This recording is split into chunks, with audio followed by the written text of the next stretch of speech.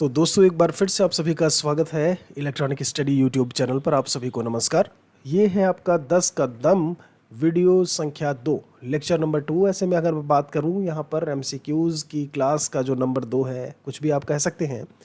बहुत बहुत वेलकम है जो यहाँ पर क्लास में जुड़ रहे हैं। 10 सवाल आज हैं यहाँ पर जिनके बारे में एक बार हम फिर से बात करेंगे।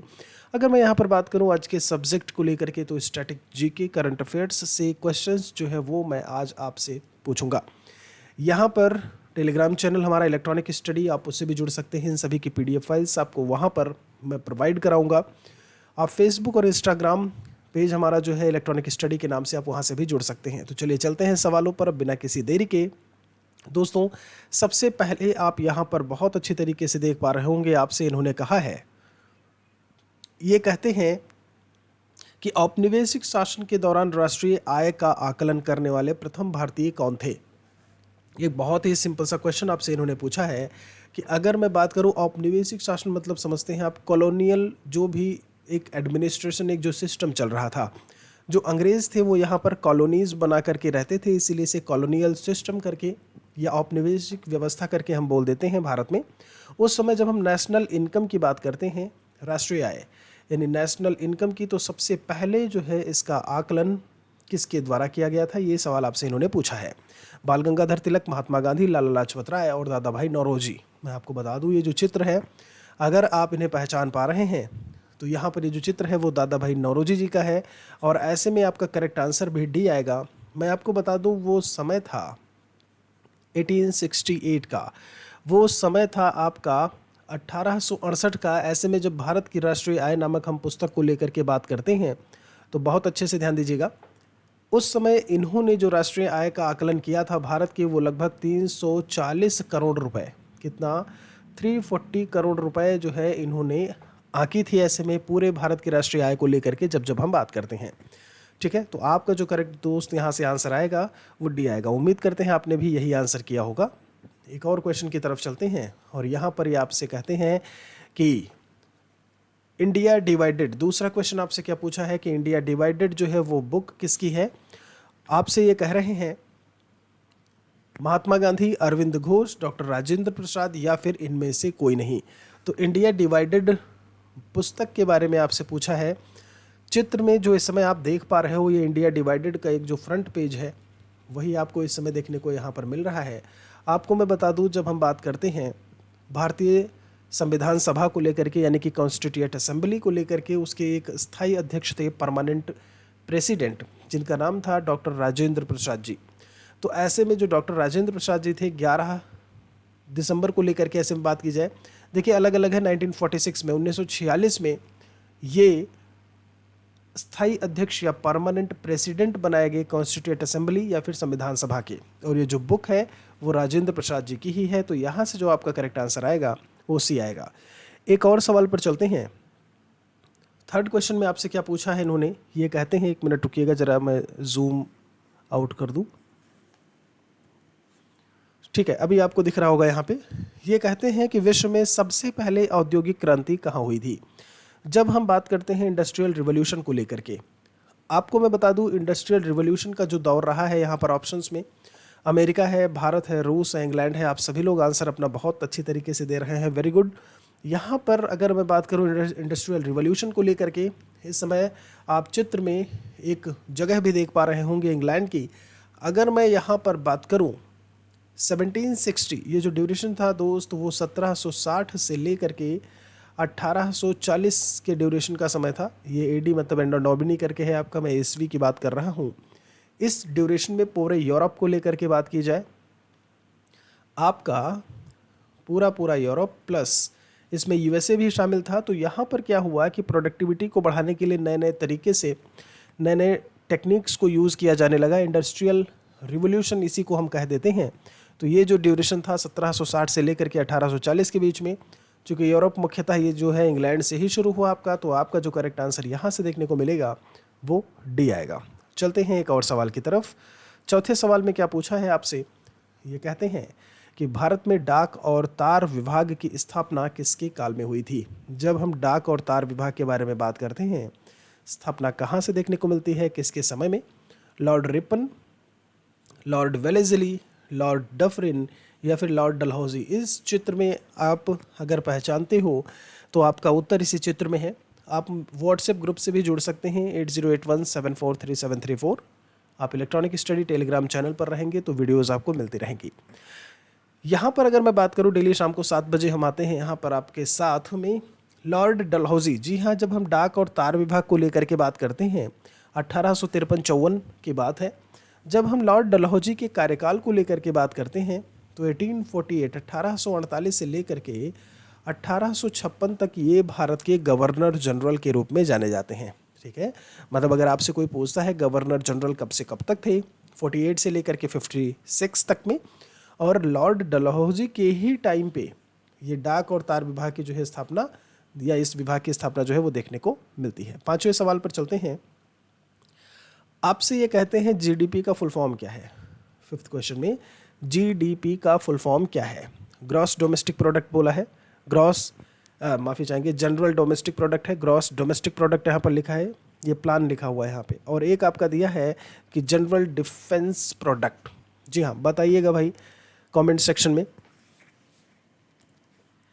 तो अगर मैं इस क्वेश्चन को लेकर के यहाँ से बात करूँ, इस सवाल को लेकर के यहाँ से बात करूँ कि भाई जीडीपी का फुल फॉर्म क्या आएगा, बहुत ध्यान दीजिएगा। जब हम बात करते हैं किसी वस्तु और सेवाओं को लेकर के, कोई भी गुड्स एंड सर्विसेज हैं produced in a financial year, एक वित्तीय वर्ष में जितने आपके वस्तु या सेवाएं जो प्रोड्यूस की जाती हैं उनकी जो एक मार्केट वैल्यू, एक जो फाइनल प्राइस बोल लो, ऐसे में जो मार्केट वैल्यू बोल लो या फिर फाइनल प्राइस बोल लो, उसी को हम जीडीपी के नाम से जानते हैं।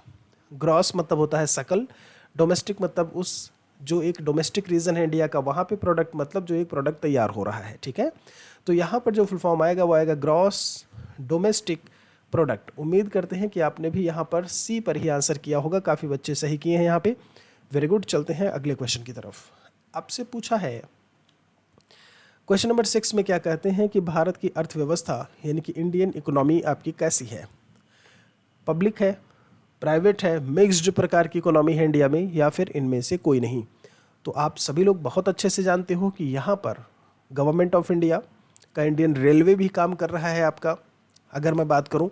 और दूसरे अगर ऑन द अदर हैंड अगर मैं बात करूँ तो यहाँ पर रिलायंस भी है, टाटा भी है, जो कि आपकी प्राइवेट उसमें कंसीडर की जाती हैं।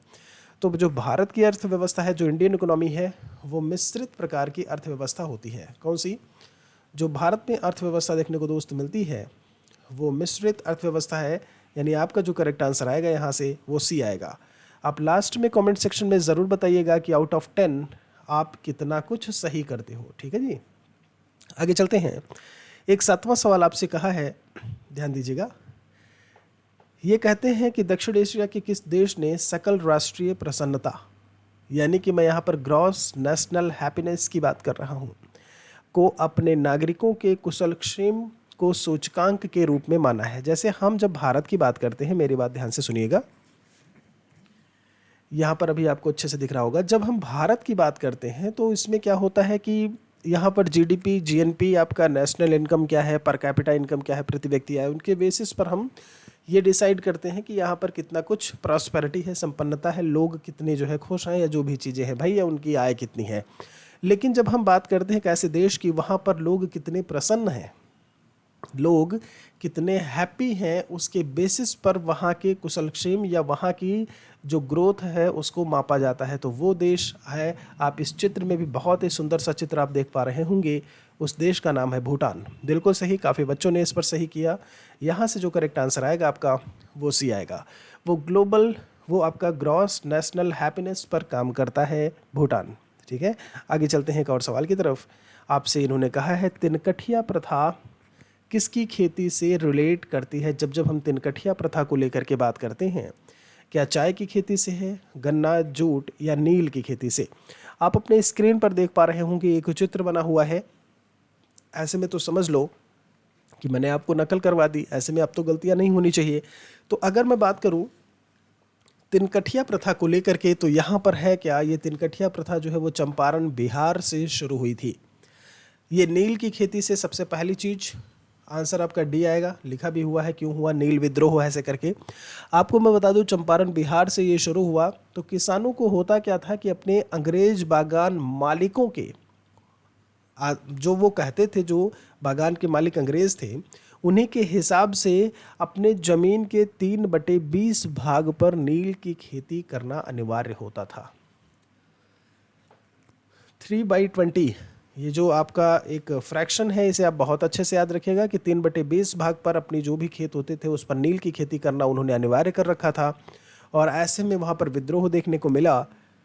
कहाँ पे? जब हम चंपारण बिहार की बात करते हैं, ये चीज़ भी यहाँ से ध्यान रखिएगा। 9वें सवाल में क्या है भाई? किसने मानव विकास सूचकांक यानी कि HDI यानी ह्यूमन डेवलपमेंट इंडेक्स की संकल्पना को विकसित किया? ये HDI का कॉन्सेप्ट कौन लेकर के आया? अमर्त्य सेन, अरविंद कुमार, महबूब खान या महबूब उल हक? आप कमेंट सेक्शन में बताइए जल्दी से फटाफट। अगर मैं यहाँ पर बात करूँ मानव विकास सूचकांक यानी कि ह्यूमन डेवलपमेंट इंडेक्स को लेकर के, तो HDI जो एक सूचकांक जो विकसित किया गया, बताया गया, वो पाकिस्तान के अर्थशास्त्री थे। पाकिस्तान के अर्थशास्त्री थे महबूब उल हक, ध्यान दीजिएगा। और इनके सहयोग में भारतीय अर्थशास्त्री अमर्त्य सेन भी थे। तो यहाँ पर ये जो चित्र आप देख पा रहे हो दोस्त, ये वाला, ये अमर्त्य सेन जी हैं। और यहाँ पर अगर मैं बात करूँ तो महबूब उल हक जी का जो है आप फोटो यहाँ पर आप बहुत अच्छे तरीके से देख पा रहे होंगे, ठीक है। तो जो सहयोग में अमर्त्य सेन जी जरूर थे, लेकिन आप जब जब इसका आंसर लिखेंगे तो महबूब उल हक का नाम लिखेंगे। चलते हैं अपने अगले और अंतिम सवाल की तरफ। आपसे ये कहते हैं कि बंद अर्थव्यवस्था यानी कि क्लोज्ड इकोनॉमी का मतलब क्या होता है? यहाँ पर आयात बंद होता है, इंपोर्ट को बंद कर देना, एक्सपोर्ट निर्यात को बंद कर देना, इंपोर्ट एक्सपोर्ट दोनों ही बंद हैं, या फिर इनमें से कोई नहीं। जब जब हम बंद अर्थव्यवस्था यानी कि क्लोज्ड इकोनॉमी की बात करते हैं, बहुत अच्छे से ध्यान दीजिएगा, उसमें क्या होता है, 1991 से पहले भारत में क्लोज्ड जो भारत की इकोनॉमी थी, मैं यहाँ पर लिखे दे रहा हूँ बिफोर 1991, तो जो भारत की इकोनॉमी थी वो किस प्रकार की थी? क्लोज्ड प्रकार की इकोनॉमी थी। कि यहाँ पर जब हम बात करें इंपोर्ट एक्सपोर्ट जो है वो नहीं देखने को मिलता था।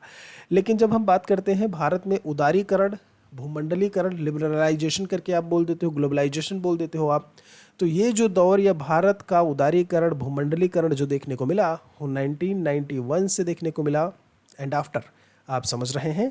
और भारत में उदारीकरण के जन्मदाता के रूप में किसे जाना जाता है, ये सवाल भी पूछते हैं कि भारत में उदारीकरण के जन्मदाता कौन है? तो वो है डॉक्टर मनमोहन सिंह जी, ध्यान दीजिएगा, वो है डॉक्टर मनमोहन सिंह जी। जब हम बात करते हैं कि उन्होंने एक अपनी इकोनॉमी को या इंडियन इकोनॉमी को एक ओपन इकोनॉमी बनाई। तो ये थे आपके 10 सवाल। कमेंट सेक्शन में आप ज़रूर बताइएगा कि आप कितने कुछ यहाँ पर सही किए हो। मैं यहाँ पर कोशिश करूँगा कि डेली आपको एक क्वेश्चन भी दे दिया करूँ। तो आज के लिए आप एक सवाल है आपके लिए, सवाल ये है, अगर मैं अभी को लेकर के बात करूं तो भारत में, भाई बताइएगा, भारत में कितने स्टेट्स हैं? इस समय की मैं बात कर रहा हूं। भारत में स्टेट्स कितने हैं और भारत में केंद्र शासित प्रदेश कितने हैं? कॉमा लगा करके आप आंसर कमेंट सेक्शन में लिख दीजिएगा। ये भी ज़रूर बताइएगा आउट ऑफ 10 आप कितने सही किए हो। ऐसे में धन्यवाद, आपका कुछ अच्छा लगा हो तो औरों के साथ में भी इस वीडियो को ज़रूर शेयर करें। प्लेलिस्ट को ज़रूर चेक करें, 10 का दम MCQs नाम से प्लेलिस्ट है, वहाँ पर आपको प्रीवियस वीडियो मिल जाएगा। हम आपसे एक और क्लास में जल्दी ही मिलते हैं। शुक्रिया आप सभी का, तब तक के लिए।